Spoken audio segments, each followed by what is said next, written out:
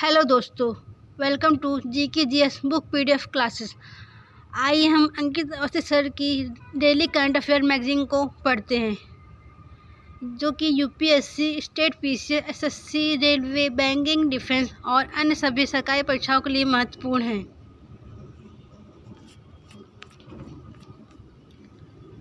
First topic, वैश्विक वेतन report 2024-25। अंतर्राष्ट्रीय श्रम संगठन ILO द्वारा जारी वैश्विक वेतन रिपोर्ट 2024-25 दुनिया भर में मजदूरी के रुझानों, असमानता और वास्तविक मजदूर वृद्धि पर प्रकाश डालती है।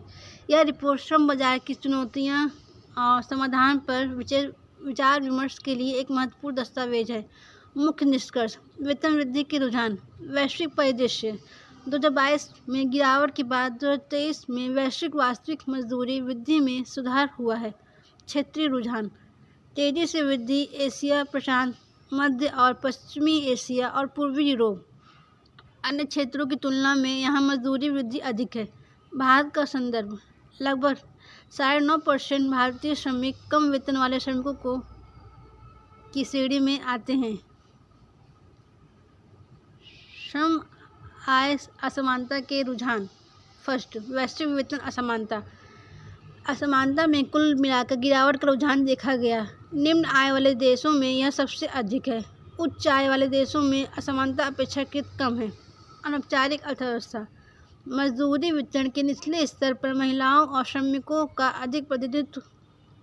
औपचारिक रोजगार सृजन की कमी से अनौपचारिक रोजगार में वृद्धि। श्रम उत्पादकता 1999 से 2024 तक। उच्च आय वाले देशों में श्रम उत्पादकता वृद्धि वास्तविक मजदूरी वृद्धि की तुलना में अधिक तेजी से बढ़ी है। आगे बढ़ने का रास्ता: अनुसंधान में वृद्धि।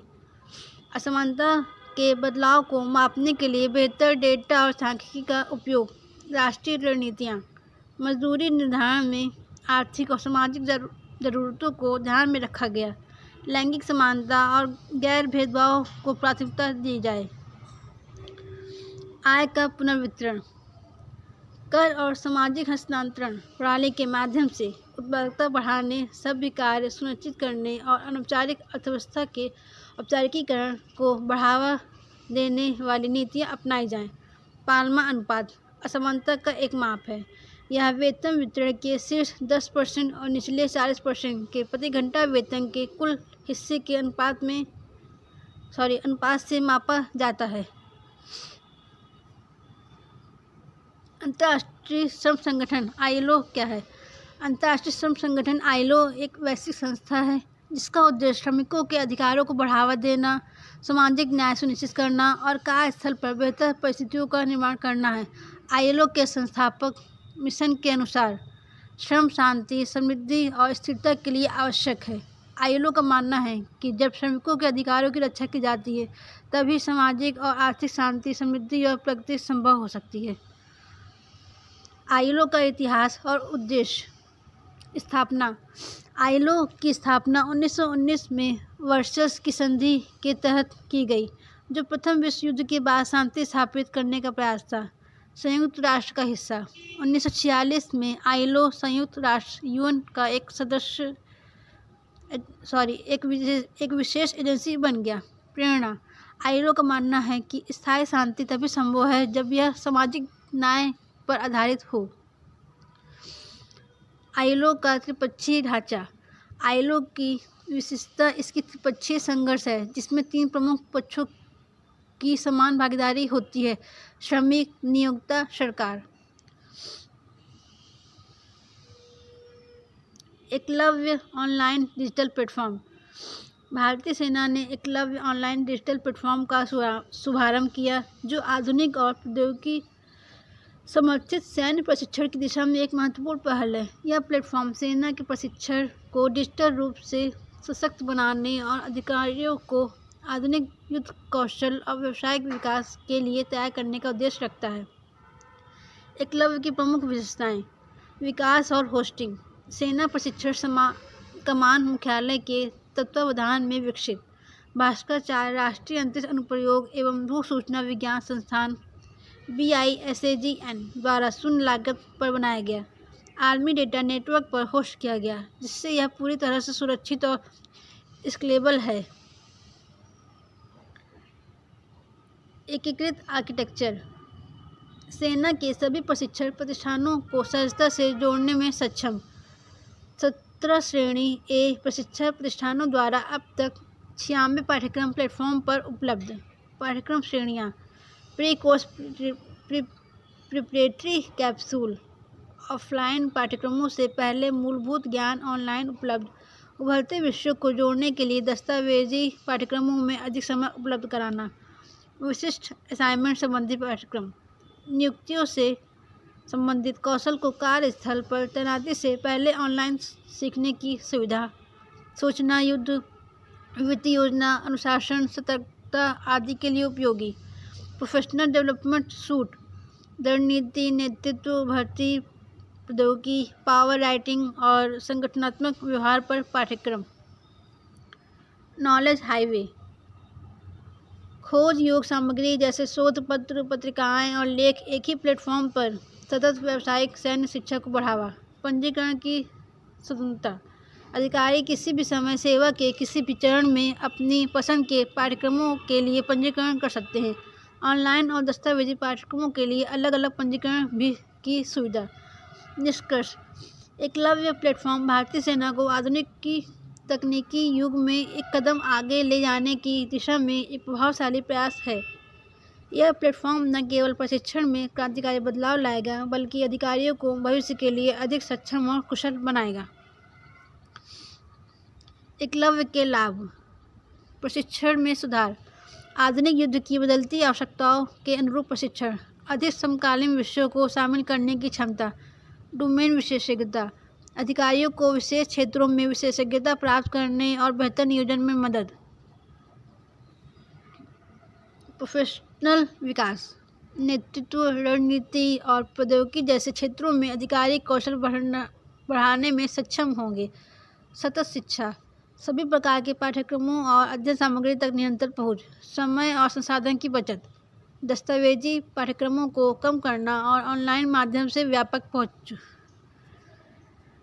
नेक्स्ट टॉपिक, अमृत 2.0 योजना, मेकिंग सिटीज वाटर सिक्योर। अटल कायाकल्प और शहरी परिवर्तन मिशन अमृत 2.0 योजना का उद्देश्य भारतीय शहरों को जल सुरक्षा, पर्यावरण संरक्षण और आत्मनिर्भरता की दिशा में सक्षम बनाना है। यह मिशन 1 अक्टूबर 2021 को शुरू किया गया था और इसके अंतर्गत शहरी बुनियादी ढांचे को सुदृढ़ बनाने के लिए 2,99,000 करोड़ के परिव्यय के साथ 5 वर्षों में 76,760 करोड़ की केंद्रीय भागीदारी का प्रावधान है। मुख्य लक्ष्य और प्राथमिकताएं: सीवरेज और सेप्टेज प्रबंधन, 500 अमृत शहरों में इस क्षेत्र की सार्वभौमिक कवरेज, जल निकायों का कायाकल्प, पारिस्थितिकी तंत्र के पुनर्निर्माण के साथ साथ जल संरक्षण, हरित क्षेत्र और पार्कों का विकास, शहरी हरित स्थानों को बढ़ावा देना। प्रौद्योगिकी उपमिशन, जल प्रबंधन में नवीनतम तकनीकों का उपयोग, परियोजनाओं की प्रगति और फंड आवंटन। 8,998 परियोजनाओं की स्वीकृति, 1,89,458.55 करोड़ की लागत वाली परियोजनाओं को मंजूरी दी गई। राज्य जल कार्य योजना मिशन के तहत परियोजनाओं की योजना और मंजूरी की जिम्मेदारी राज्यों पर है। फंड आवंटन और उपयोग, 11,756.13 करोड़ की राशि राज्यों या केंद्र शासित प्रदेशों को जारी की गई। 6,539.45 करोड़ के उपयोग की जानकारी प्राप्त हुई। 23,016.30 करोड़ की परियोजनाएं भौतिक रूप से पूरी हो चुकी है। DPR डिटेल प्रोजेक्ट रिपोर्ट, 1198 परियोजनाएं DPR चरण में है। परियोजनाओं की श्रेणियां और निगरानी, लंबी अवधि वाली बुनियादी ढांचा परियोजनाएं, जल प्रबंधन और स्वच्छता को प्राथमिकता। निगरानी और मूल्यांकन, राज्य स्तर पर प्रबंधन, मुख्य सचिव की अध्यक्षता में उच्चाधिकार समिति और तकनीकी समिति का गठन। मिशन की शीर्ष समिति समग्र योजना की समीक्षा, स्वतंत्र समीक्षा और निगरानी एजेंसी IRMA प्रगति की निगरानी और रिपोर्ट के आधार पर धनराशि का निर्गमन ऑनलाइन पोर्टल, प्रगति को ट्रैक करने और डेटा साझा करने के लिए समर्पित पोर्टल। चुनौतियाँ और समाधान। चुनौतियाँ: धीमी गति से DPR तैयार करना, कुछ राज्यों में स्वीकृत केंद्रीय सहायता का पूरा उपयोग नहीं हो पाना। समाधान: कार्यान्वयन तेज करने के लिए मंत्रालय द्वारा नियमित समीक्षा और मार्गदर्शन, राज्यों के साथ वेबिनार, कार्यशालाएं और क्षेत्रीय निरीक्षण। नेक्स्ट टॉपिक, ई कोड परियोजना। ई कोड परियोजना भारत की न्यायपालिका में डिजिटल परिवर्तन और न्याय तक सुलभता को बढ़ाने की दिशा में एक महत्वाकांक्षी पहल है। इसे न्याय विभाग और भारत के सर्वोच्च न्यायालय की इस समिति के सहयोग से लागू किया जा रहा है। यह परियोजना राष्ट्रीय ई गवर्नेंस योजना के तहत न्यायपालिका की सूचना एवं संचार प्रौद्योगिकी ICT विकास के लिए तैयार की गई है। ई कोड परियोजना का विकास। पहला चरण 2011 से 2015। वीडियो कॉन्फ्रेंसिंग की शुरुआत। 488 न्यायालय परिसरों और 342 जिलों को जोड़ा गया। मूलभूत ICT ढांचा। न्यायालयों में ICT का उपयोग शुरू हुआ। डिजिटल केस रिकॉर्डिंग की सुविधा। दूसरा चरण 2015 से 2023। वीडियो कॉन्फ्रेंसिंग उपकरणों का विस्तार। तालुक स्तर के सभी न्यायालय परिसरों में VC उपकरण प्रदान किए गए हैं। 14,443 अदालत कक्षों के लिए अतिरिक्त VC उपकरण। 2,506 VC केबिन स्थापित। सतर्कता केंद्र सुविधाएं। 3240 न्यायालय परिसरों और 1272 जेलों के बीच सतर्कता केंद्र स्थापित। ई कोड परियोजना का तीसरा चरण 2023 से 2027 तक। सितंबर 2023 में 7210 करोड़ के बजटीय परिव्यय के साथ ई कोड के चरण तृतीय को स्वीकृति प्रदान की गई। परियोजना का प्रभाव। समय और संसाधनों की बचत। वीडियो कॉन्फ्रेंसिंग ने न्यायिक प्रक्रिया को तेज और सुलभ बनाया है। नागरिकों के लिए सशक्तिकरण। डिजिटल प्लेटफॉर्म ने पारदर्शिता बढ़ाई और दूरदराज के इलाकों में रहने वालों के लिए न्याय तक पहुंच आसान की। सुधारात्मक न्यायिक प्रबंधन। चरण तृतीय के माध्यम से न्यायपालिका में डिजिटल गवर्नेंस को सुदृढ़ किया जाएगा। भविष्य की दृष्टि। ई कोड परियोजना का उद्देश्य भारतीय न्यायपालिका को 21वीं सदी की ज़रूरतों के अनुरूप डिजिटल रूप से सक्षम और समावेशी बनाना है।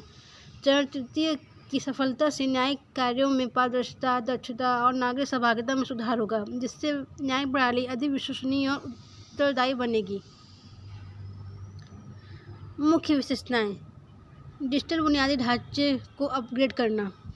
10,200 प्रतिष्ठानों, 500 जेल, 700 जिला सरकारी अस्पताल, 9,000 अदालतें में वीडियो कॉन्फ्रेंसिंग और सूचना का उन्नयन। न्यायपालिका के लिए एक केंद्रीकृत और मजबूत डिजिटल प्लेटफॉर्म। सुलभता में सुधार। न्याय प्रक्रिया को डिजिटल रूप से सक्षम बनाना। नागरिकों और अधिवक्ताओं के लिए न्याय तक आसान पहुंच। ई फाइलिंग और केस ट्रैकिंग। मुकदमों की स्थिति की ऑनलाइन जानकारी। ई फाइलिंग और दस्तावेजों का डिजिटल प्रबंधन। समावेशी न्याय प्रणाली। न्यायपालिका को सभी के लिए अधिक सुलभ, कुशल और पारदर्शी बनाना। ग्रीन कोड पहल। कागज रहित कार्यप्रणाली को बढ़ावा। मानव के चुनाव आयोग को मजबूत बनाना। नेक्स्ट टॉपिक है। हाल ही में मतदाताओं के बीच विश्वास बढ़ाने और चुनाव आयोग की स्वतंत्रता को सुनिश्चित करने के लिए चुनाव आयोग को और मजबूत करने की आवश्यकता पर जोर दिया गया। यह आवश्यकता विशेष रूप से चुनावों में पारदर्शिता, निष्पक्षता और विश्वसनीयता बनाए रखने के लिए महत्वपूर्ण है। चुनाव आयोग से संबंधित संवैधानिक प्रावधान क्या हैं? संवैधानिक निकाय। भारत का चुनाव आयोग 25 जनवरी 1950 को स्थापित किया गया था, जिसका उद्देश्य स्वतंत्र और निष्पक्ष चुनाव सुनिश्चित करना था। अखिल भारतीय क्षेत्राधिकार। चुनाव आयोग का कार्य क्षेत्र केंद्र और राज्य सरकारों दोनों पर समान रूप से लागू होता है। शक्तियाँ और कार्य। चुनाव आयोग को चुनावों का अधीक्षण, निर्देशन और नियंत्रण करने की शक्तियाँ प्राप्त है। यह संसद, राज्य विधानमंडल, राष्ट्रपति और उपराष्ट्रपति के चुनाव पर जिम्मेदारी रखता है। संरचना। चुनाव आयोग में मुख्य चुनाव आयुक्त और अधिकतम 2 चुनाव आयुक्त होते हैं। सभी सदस्य समान शक्तियों और जिम्मेदारियों के साथ कार्य करते हैं। नियुक्ति प्रक्रिया। चुनाव आयुक्तों की नियुक्ति राष्ट्रपति द्वारा प्रधानमंत्री की सिफारिश के आधार पर की जाती है, जिसमें विपक्ष के नेता और केंद्रीय मंत्रिमंडल के सदस्य भी शामिल होते हैं। कार्यकाल और शर्तें। चुनाव आयुक्तों का कार्यकाल 6 वर्षों का होता है या 65 वर्षों की आयु तक, जो भी पहले हो। निष्कासन। मुख्य चुनाव आयुक्त को सर्वोच्च न्यायालय के न्यायाधीश की तरह ही निष्कासित किया जा सकता है, जबकि अन्य चुनाव आयुक्तों को सीईसी की सिफारिश पर हटाया जा सकता है। चुनाव आयोग से संबंधित प्रमुख संवैधानिक लेख। अनुच्छेद 324 चुनाव आयोग को चुनाव के अधीक्षण, निर्देशन और नियंत्रण की शक्तियाँ प्रदान करता है। अनुच्छेद 325 यह धर्म, जाति, लिंग आदि के आधार पर मतदाता सूची में भेदभाव को निषेध करता है। अनुच्छेद 326 लोकसभा और राज्य विधानसभाओं के चुनाव के वयस्क मताधिकार का प्रावधान करता है। अनुच्छेद 329 यह चुनाव में न्यायालयों के हस्तक्षेप को निषेध करता है। केवल निर्वाचनों याचिकाओं के मामले में न्यायालय हस्तक्षेप कर सकते हैं। चुनाव आयोग में सुधार की आवश्यकता। चुनाव वित्त पोषण पारदर्शिता। राजनीतिक दलों के वित्त पोषण पर स्वतंत्र ऑडिट और राज्य वित्त पोषण की व्यवस्था लागू करना। निष्पक्ष नियुक्ति प्रक्रिया। चुनाव आयुक्त की नियुक्ति में पारदर्शिता और स्वतंत्रता सुनिश्चित करना। आपराधिक पर रोक। अपराधीकरण पर रोक। गंभीर आपराधिक आरोपों वाले उम्मीदवारों को चुनावी प्रक्रिया से बाहर करना। मतदाता शिक्षा और उम्मीदवारों की पारदर्शिता। मतदाता को शिक्षा देना और उम्मीदवारों के खुलासों में पारदर्शिता लाना। धन असमानताओं को सीमित करना। उम्मीदवारों के व्यय पर कठोर सीमा लागू करना और चुनावी खर्चों का ऑडिट करना। दल बदल विरोधी कानून में सुधार। राजनीतिक दल बदल और खरीद फरोख्त के खिलाफ सख्त दंड लागू करना। भारत की चुनावी प्रणाली में प्रमुख मुद्दे। मतदाता मतदान में गिरावट, जागरूकता की कमी, संस्थागत बाधाएं और राजनीतिक मोहभंग के कारण मतदान में कमी आ रही है। चुनावी हिंसा। चुनावों के दौरान हिंसा और धमकियां मतदान प्रक्रिया को बाधित करती है, खास ग्रामीण और संघर्ष प्रभावित क्षेत्रों में। गलत सूचना और मीडिया का शोषण। सोशल मीडिया सहित मीडिया का हेरफेर मतदाताओं को विभाजित करता है और चुनावी परिणामों को प्रभावित करता है। लैंगिक असमानता। महिलाओं का राजनीतिक प्रतिनिधित्व बहुत कम है, जिससे उनके राजनीतिक अधिकारों की हनन होती है। काले धन का प्रयोग। अनियमित चुनावी वित्त पोषण के कारण काले धन का प्रभाव बढ़ता है। राजनीतिक अपराधीकरण। 2024 के चुनावों में 46% निर्वाचित सदस्य पर आपराधिक मामले दर्ज हैं। दल बदल विरोधी कानून के बावजूद राजनीतिक दल बदल की समस्या बनी रहती है। नेक्स्ट टॉपिक, अपतटीय खनिज ब्लॉकों की नीलामी। भारत के विशिष्ट आर्थिक क्षेत्र EEZ में अपतटीय खनिज संसाधनों की खोज को बढ़ावा देने के लिए खान मंत्रालय ने अपतटीय खनिज ब्लॉकों की नीलामी की पहली किस्त शुरू की है। यह कदम भारत के अपतटीय खनिज संसाधनों का दोहन करने की दिशा में महत्वपूर्ण है और इससे भारतीय अर्थव्यवस्था को मजबूती मिल सकती है। अपतटीय खनन नीलामी के मुख्य कारण। खनिज ब्लॉक। इस नीलामी में अरब सागर और अंडमान सागर में फैले 13 खनिज ब्लॉकों को शामिल किया गया है। खनिज के प्रकार और संबंधित क्षेत्र। निर्माण रेत। केरल के तट पर अरब सागर में चूना कीचड़। गुजरात के तट पर अरब सागर में बहुधात्विक पिंड और क्रस्ट। ग्रेट निकोबार द्वीप समूह के तट पर अंडमान सागर में। अपतटीय खनन या गहरे समुद्र में खनन। यह प्रक्रिया समुद्र तल से 200 मीटर या उससे अधिक गहराई पर खनिज भंडार को पुनः प्राप्त करने की है। भारतीय भूवैज्ञानिक सर्वेक्षण GSI ने लगभग 6 लाख वर्ग किलोमीटर के अपतटीय क्षेत्र की पहचान की है, जिससे अपतटीय खनन की संभावना है। भारत के लिए अपतटीय खनन का महत्व। भारत के लिए अपतटीय खनिज भंडारों में सोना, हीरा, तांबा, निकल, कोबाल्ट, मैंगनीज और दुर्लभ मृदा तत्व शामिल हैं, जो विकास के लिए आवश्यक हैं। अपतटीय खनन से खनिजों की उपलब्धता में वृद्धि होगी, जिससे भारत में महत्वपूर्ण खनिजों में आत्मनिर्भरता आएगी और आयात पर निर्भरता कम होगी। ये खनिज बुनियादी ढांचे के विकास, उच्च तकनीक निर्माण और हरित ऊर्जा परिवर्तन के लिए महत्वपूर्ण है। अपतटीय खनन में चुनौतियाँ। निजी भागीदारों का अभाव, अपतटीय खनन के क्षेत्र में निवेश और विशेषज्ञता की कमी, कुशल श्रम और पूंजी की आवश्यकता, अपतटीय खनन के लिए अत्यधिक उन्नत तकनीकी कौशल और भारी पूंजी निवेश की आवश्यकता होती है। पर्यावरणीय चुनौतियाँ, समुद्र पारिस्थितिकी तंत्र में व्यवधान, आवास का विनाश और अन्य पर्यावरणीय प्रभावों की संभावना होती है। अपतटीय खनन के लिए उठाए गए कदम, राष्ट्रीय भूवैज्ञानिक डेटा भंडार पोर्टल, GSI द्वारा अन्वेषण डेटा को कवर करने वाला पोर्टल, गहरे महासागर मिशन, पॉलीमेटेलिक नोड्यूल्स का अन्वेषण और निष्कर्षण, अपतटीय क्षेत्र, खनिज संसाधनों का अस्तित्व नियम 2024, अन्वेषण के चरणों, खनिज संसाधनों और भंडारों को वर्गीकरण को परिभाषित करने वाला नियम। विशेष आर्थिक क्षेत्र क्या है? विशेष आर्थिक क्षेत्र समुद्र के ऐसे हिस्से को कहा जाता है जो तटीय देशों के समुद्री क्षेत्र से 200 नॉटिकल मील लगभग 370 किलोमीटर तक फैला होता है। इसे संयुक्त राष्ट्र समुद्र के कानून सम्मेलन द्वारा परिभाषित किया गया है। विशेष आर्थिक क्षेत्र की प्रमुख विशेषताएं, संसाधनों का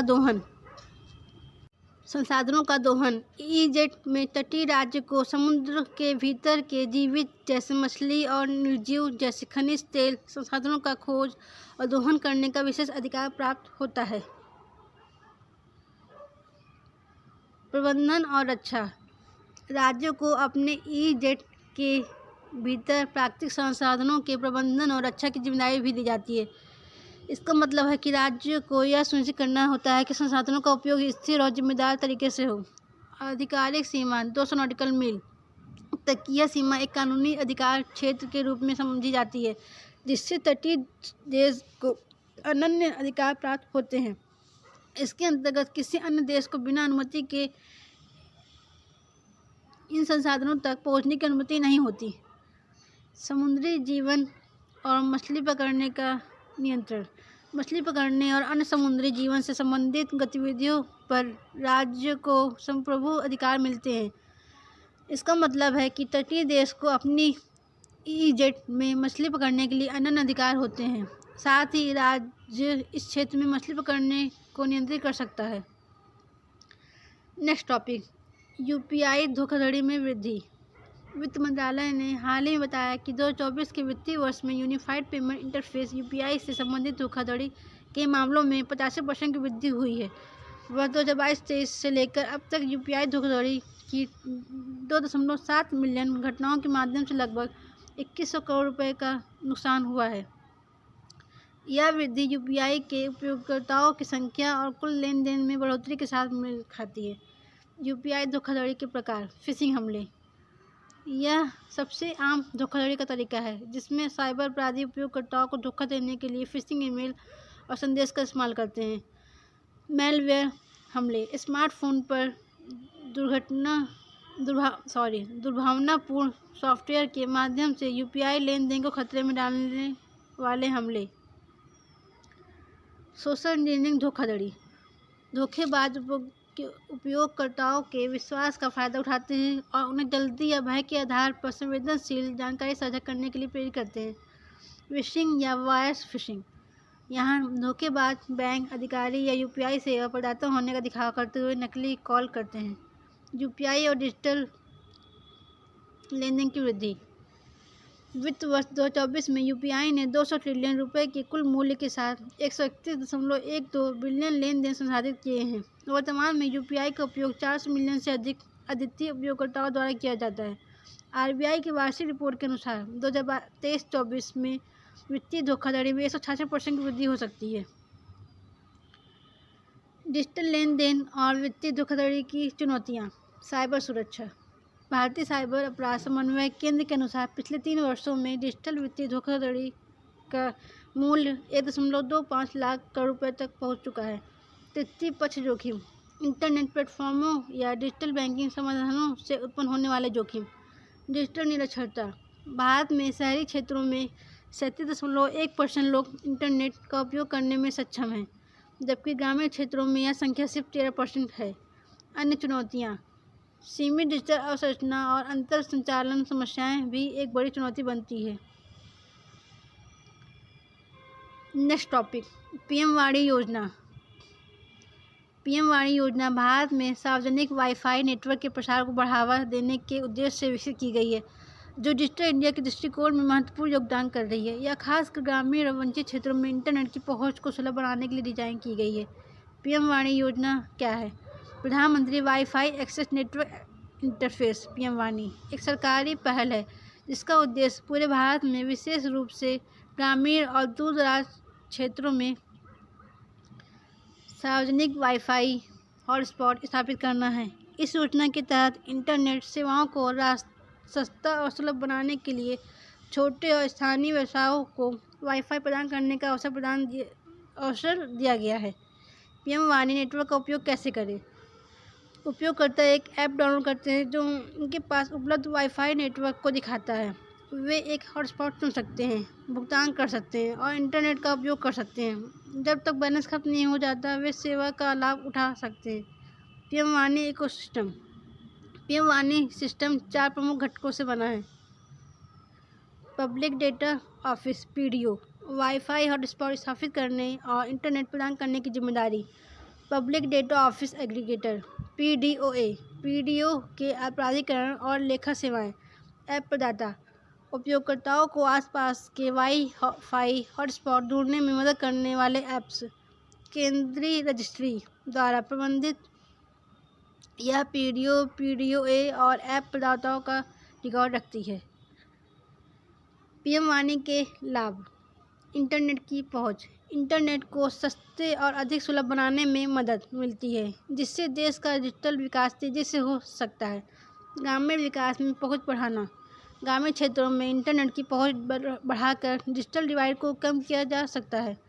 व्यवसायों का समर्थन। यह योजना छोटे और सूक्ष्म उद्यमियों को वाईफाई सेवाएं प्रदान करने का अवसर देती हैं, जिससे रोजगार के नए अवसर बन सकते हैं। किफ़ायती इंटरनेट। यह योजना वंचित वर्गों को सस्ती इंटरनेट सेवाएं उपलब्ध कराती है।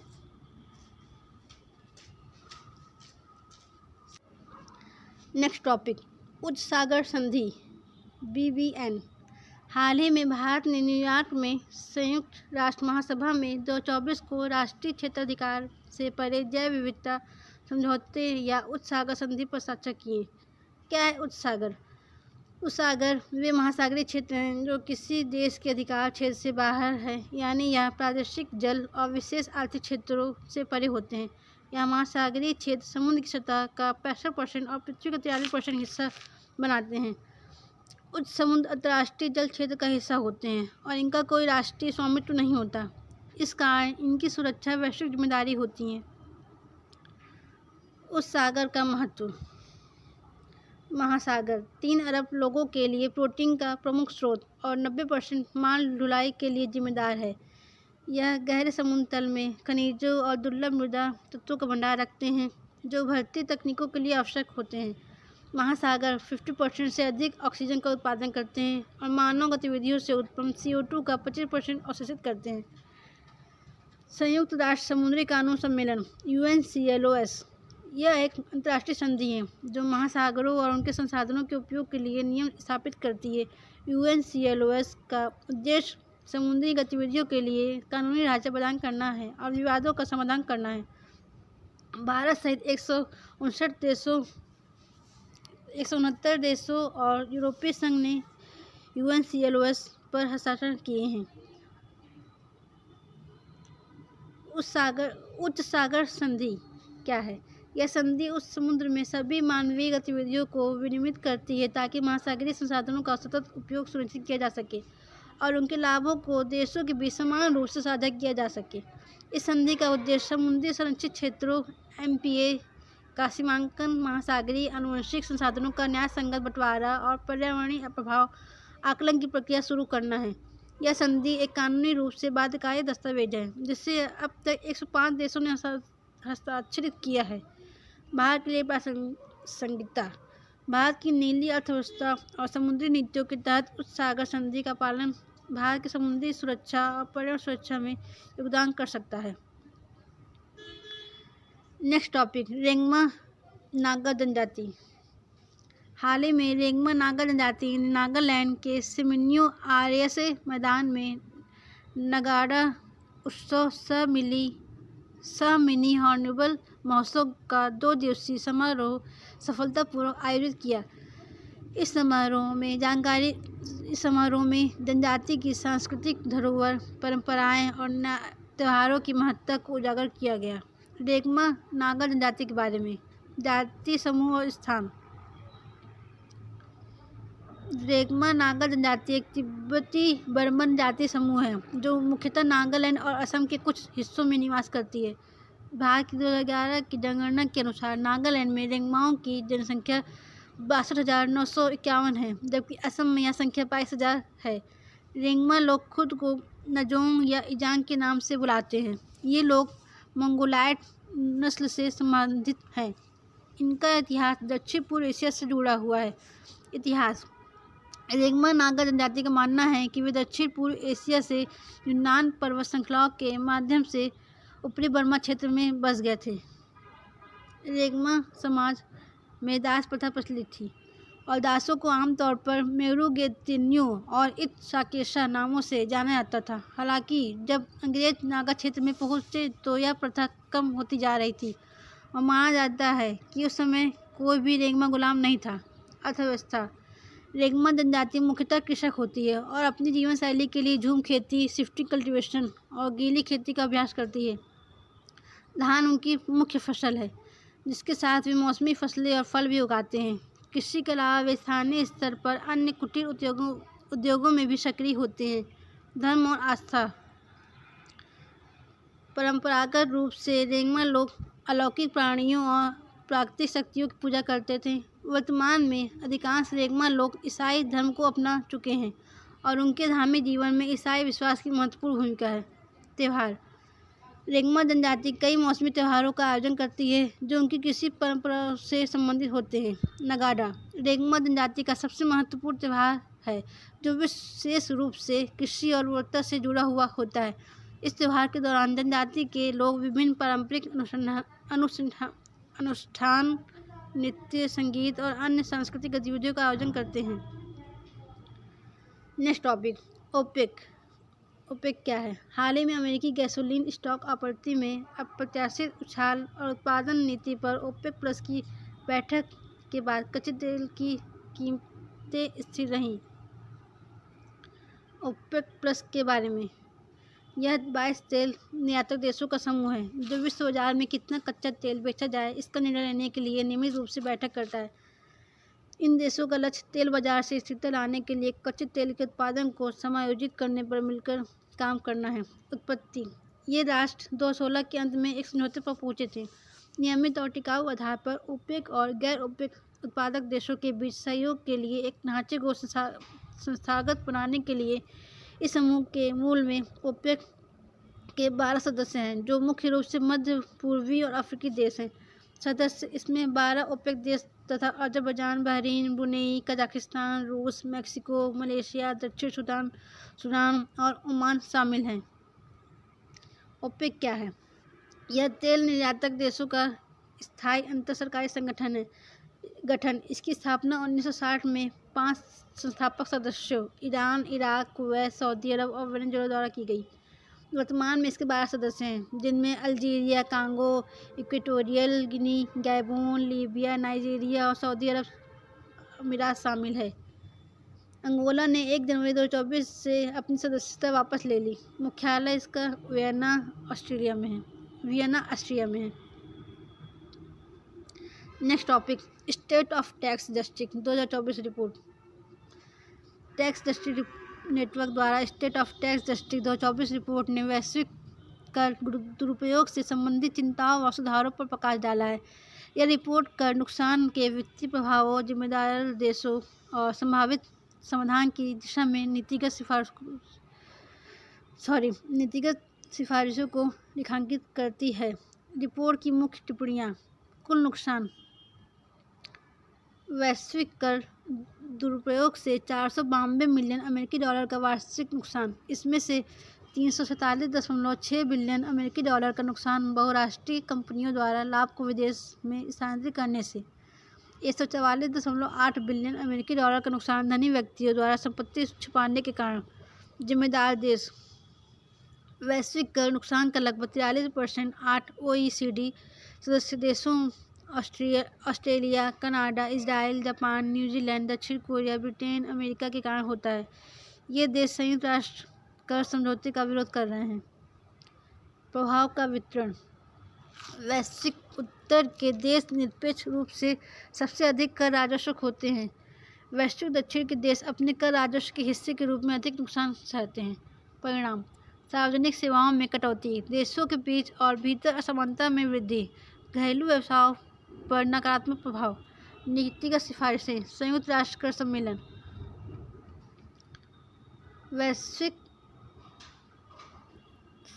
समावेशी वैश्विक कर नियमों की स्थापना के लिए है। सीमा पार कर चोरी पर अंकुश लगाने के लिए, प्रगतिशील कराधान को बढ़ावा देने के लिए। अंतर्राष्ट्रीय कर सहयोग 2025-27 तक। संयुक्त राष्ट्र फ्रेमवर्क कन्वेंशन पर बातचीत की सिफारिश। अतिरिक्त लाभ और संपत्ति कर। आर्थिक असमानता कम करने और समाज में समान योगदान सुनिश्चित करने के लिए एकाधिकार शक्ति को सीमित करने के लिए। Thank you for watching. Please subscribe my YouTube channel.